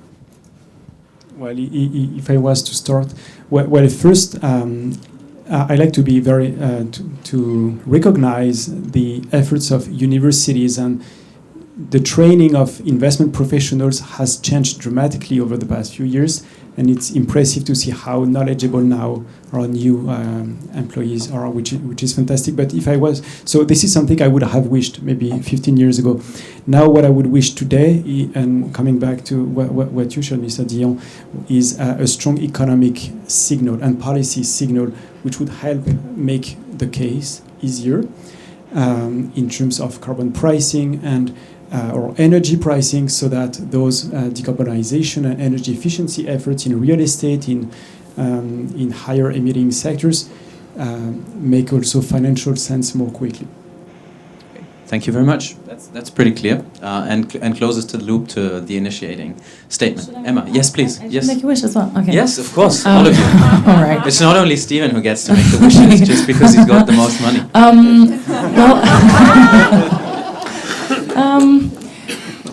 Well, I think finance is about three things: risk, return on investment, and liquidity. And I think both of these three criteria in the mainstream finance are maybe not compatible with the companies we need to see emerge, because for this transition to happen, we're going to have to take much higher risks for less return on investment with less liquidity. So my wish is that the financial world actually kind of stops being in denial of these three things and starts inventing new financial products that can actually resolve this equation. We have done the work at Team for the Planet with a small scale, but we're talking with Luxembourg, with a lot of other stakeholders that have been reflecting a lot on secondary funds, how we can offer guarantees from public funds, and how all of this can be put together. So this would be my wish, to reshape what we are looking at in terms of risk, liquidity, and return of investment. So we have clear policy signals and new financial instruments, which is already getting applause. Very good.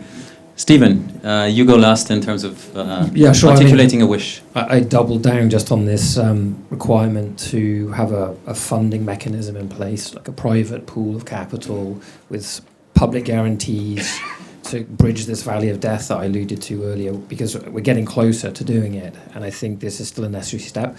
I agree as well, regulatory clarity from the EU. We have a team in Brussels, we work very close. We need even more from them, but it's difficult, and we try to walk a tightrope, because we want to have rebuilding industries in Europe in the key value chains.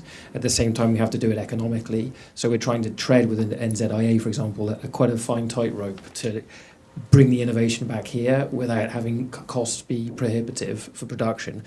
That's even more why we need this fund to help bridge the gap, and I think we can get there if we can do that. Fantastic, very much. Thanks very much. I think this is also something you often hear. While the money is there, we actually just need to employ it in a proper way. So I think this should be probably the most likely thing that we can actually realize. Thanks a lot for this fantastic panel. Thanks a lot for your attention. We will be bridging. Do you need probably our esteemed guest needs to leave? Yeah. Thank you very much. I had a very long day. Sure. But I'm very intrigued by everything I have heard. We need to keep on. Il ne faut pas lâcher. Merci. Thank you very much for joining us. Thank you. We will, and Laetitia and Jenny are probably going to kill me because we're still going, but we would still definitely want to, put a spotlight on Phil Glynn, who is one of our executive PhD candidates. I'm sure, Phil, we won't need to move the podium there. You can do it spontaneously, freestyle. In terms of telling us a little bit about how the executive PhD research that you're doing at ESCP is enabling you also as a sustainable business owner in your activities. Sure. Thank you very much.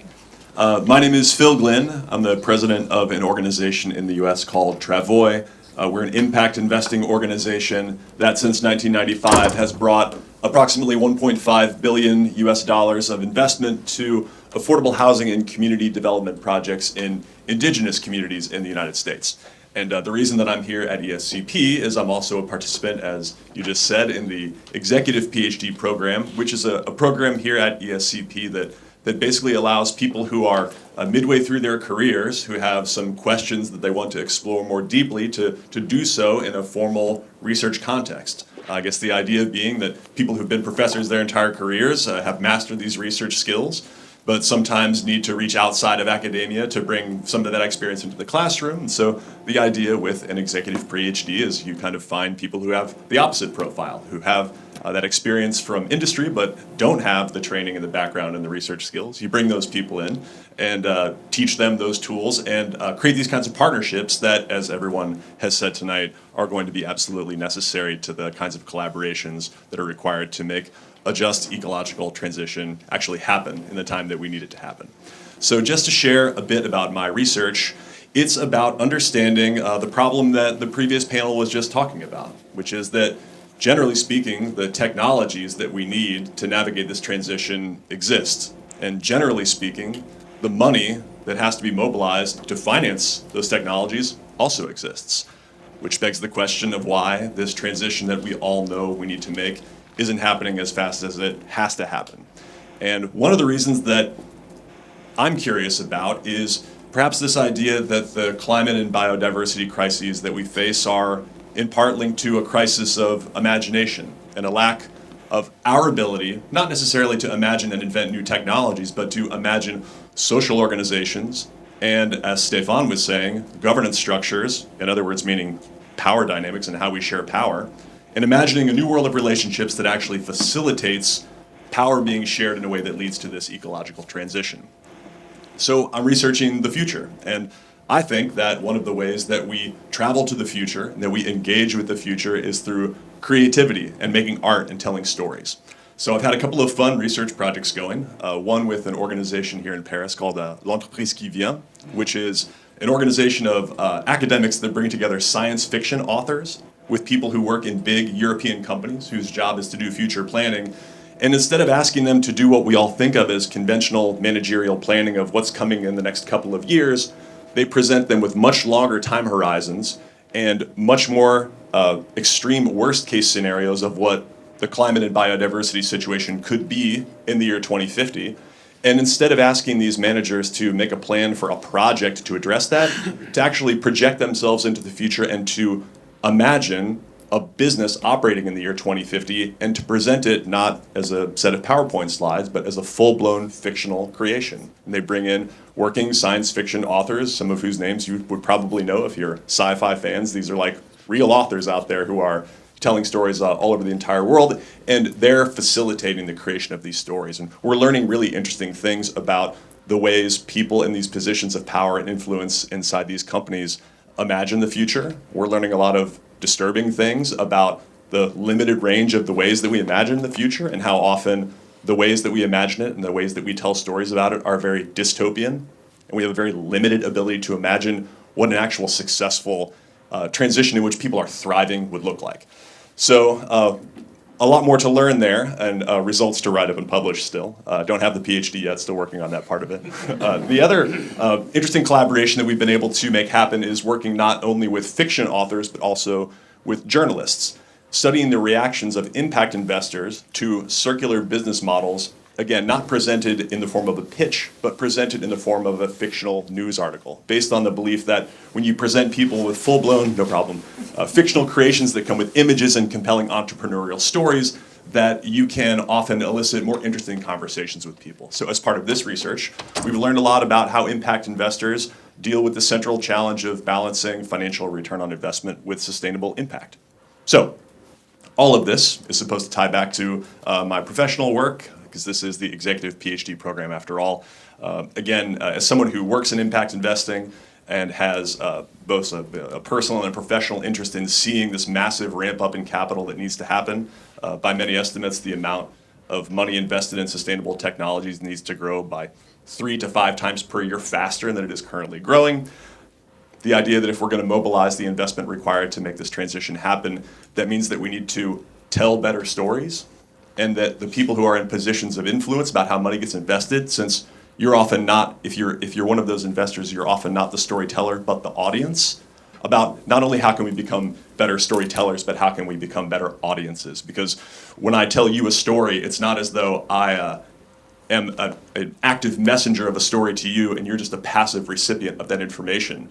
What happens in our minds when we listen to stories is we actually create the story in our mind with our imagination. So the storytelling process is something that is a co-creation process, which is just another way of saying that we need better and stronger partnerships, which is what all of the very esteemed panelists who came before me said as well. And I'll leave it there and just thank you all for giving several hours of your valuable time to have an important conversation like this here at ESCP. Thank you. I would like to, thanks very much. I think what we're hearing here is that you know, you bring a lot as a professional in this space, and at the same time I hope you learn a lot in terms of, you know, how do you present a story, how do you pitch it, how do you maybe use science fiction and other tools in order to improve your business practices and scale them further. I'd like to call Irina to the stage, who was an executive MBA candidate, not an executive PhD candidate, and used that in order to transition into what I would call a sustainable career with BNP Paribas. Thank you. Hello everyone, I'm very happy to be here, and also I hope that you, as I did, I learned a lot tonight. So as Georgie mentioned, I'm an alumna of 2021 of the Executive MBA of ECP. and I am currently a sustainability program manager at BNP Paribas in the investments and savings pole. So I work with experts from asset management, insurance, wealth management, and real estate in order to push forward transversal initiatives in sustainability within the group. That being said, I wasn't asked here tonight to come and talk about BNP Paribas and what we do at BNP Paribas. I will be happy to talk about it during the cocktail. I have been asked to tell you about exactly how the executive MBA helped me to get to the job that I do today. But before that, I just stop for a moment and ask all of you, think about all the panelists that you saw tonight. There were some very important people here in front of you, right? You had the dean, you had an ambassador, you had directors of NGOs, investor firms, consultancy firms, entrepreneurs, marketing professionals, finance professionals. So let me ask you this. Were they sustainability experts? Some maybe will define themselves as sustainability experts, but probably most of them will not. But were you convinced, as I was, that they do really have an impact on the world that we live today?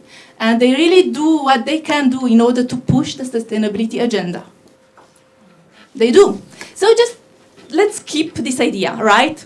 Even they are not sustainability experts, they do push the sustainability agenda forward. Go back to me, right? So I started Executive MBA in 2019, and I was already working for more than 10 years in investments, and I wanted to accelerate the career. And I said, okay, prestigious Executive MBA as the one ECP offers can help me with that, and it did. So I will talk to you about 3 ways the Executive MBA helped me to go to transition and have the job that I'm doing today that I really enjoy. There are many more other reasons, but I will stop to those 3 for now.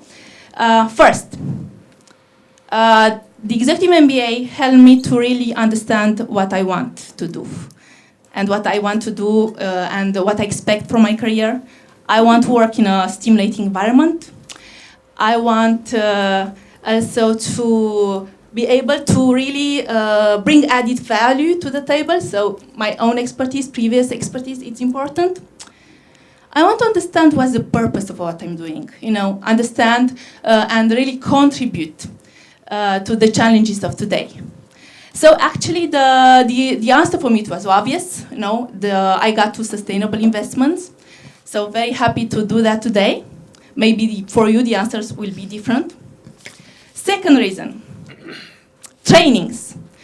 When you do an executive MBA, you can have to, you have this huge opportunity to choose from a long list, really long list of electives. And of course, you can choose electives which are focused on sustainability. There's sustainability strategy, there's circular economy, there's energy transition, there's accounting, reporting, very important as well. So a very long list, I will not list them all of them, but all of those help me to understand better the challenges that we are facing today, and also prepared me for the job I'm doing today. Third way that ECP helped me, when you do an executive MBA, you can deep dive on a topic of your choosing. Spend more than 1 year with colleagues, experts, from other fields in order to understand better the topic. And of course, I chose one which is in a direct connection with sustainability, and you learned a lot about it today, which is impact investing. And then when I interviewed for my current job, I talked about this project, and it helped me with the storytelling. And I also work today now on impact investing. It's one of my projects also. So, do you think that all these trainings help me to become a sustainability expert? Yes? Well, actually, all this training, what they really allowed me is, as I mentioned, is really understand better the challenges in terms of sustainability that we are facing today. And, you know, they can do that for you as well. Even now, after working 3 years on sustainability, 100% of my time, I mean, am I a sustainability expert? Those of you who are sustainability expert will say I am not. Those of you who aren't will say I am, you know. That's a trick question. But anyway, I will finish up and round this up, just going back to what I said earlier. You know, we don't need to be sustainability experts in order to push the agenda, the sustainability agenda forward.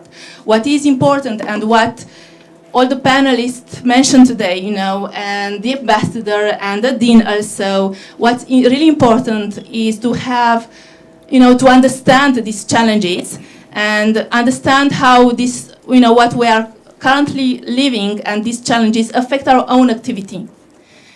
So I invite all of you, Christina Tora already invited you to think how you can really scale up impact. I invite you as well, really consider, you know, how you can as well in your own activity, using your own expertise, how can you embed all these sustainability dynamics in your own activity in order, of course, to push all of us for a more sustainable future and world. Thank you. So I think this was a very passionate statement about how, although you don't need to become a sustainability expert, the teaching that we have and the trainings that we have at ESCP are enabling that. Just a few closing words. Those of you who know German television or are German maybe will know this or will remember this tall guy who's called Thomas Gottschalk, who was overrunning his show always by hours. We're a bit far from that, but I promise we're coming to a close and then we're going to spend some time discussing during the cocktail. Absolutely not my purpose. Like I said, I'm the last thing standing between you and the cocktail, so for sure I won't keep you too long. But hey, you stayed until the very end, so at least you deserve a huge round of applause. Also because, you know, we shared powerful ideas, we shared bold visions and inspiring conversation. Thanks to you will come in a second, but really this is a true testament tonight to see the impact we can create with all these brilliant minds with a shared purpose. And I think the word impact and purpose are the key words we need to keep in mind for tonight. So, dear Ambassador is no longer in the room, but I still owe him a huge thank you on behalf of ESCP Business School and Executive Education, because really Canada is leading by example. From innovative policies to his commitment to impact investing, Canada is showing the courage, again, with courage and purpose, how to navigate complexity. So we couldn't be prouder of Canada, and I look at Jenny because Jenny and all our Canadian friends in the room to be such an important part in this dialogue. This event also reflected the very essence of what we stand for at ESCP Business School. And again, Christina, you showed us the path, and I want to quote you: collaboration, innovation, and action is what we strive for. So the partnership between our global executive PhD program, Margot, and the Department of Sustainability, Georgie, you've been instrumental in crafting tonight's agenda. And so our global PhD is, and yes, of course, Phil. Our program is designed not just to inform or educate, but to inspire and empower. And then you also shared some of that passion with us. So to our speakers, dear speakers, and Irina, Christina, no, I can't name everyone because I'm sure I will forget someone. So don't let me go this way. But thank you so much for sharing your expertise and passion. You've shown us that solutions exist, and all that requires it from us is step up, and act and lead with intention. To all participants, thank you so much for your questions, your curiosity, again, staying with us until the bitter end. You are the change makers. You will go back in your organizations, your industries, or your studies, and we've made some momentum here. We have to keep up with that momentum. It begins with us, and it continues with all of you. Finally, I want to acknowledge the incredible efforts behind the scenes. To our organizers, again, Georgie, Margot, Laetitia, Jenny, of course. Big round of applause. Even to Alexandre, who is not there anymore, but managed the technical aspects. So thank you so much for bringing this vision to life. And so that's going to be my last words, promise. Let's carry forward the spirit of collaboration again. Let's turn all these conversations into actions that matter. Let's drive sustainability. We count on you so much, Georgie, to drive sustainability, innovation, and lasting change. So, thank you all for being part of this journey. And at ESP, we look forward to working with all of you toward a brighter future. Thank you so much. There's nothing else for me to say other than enjoy the cocktail. Yes. Thanks so much. Thank you.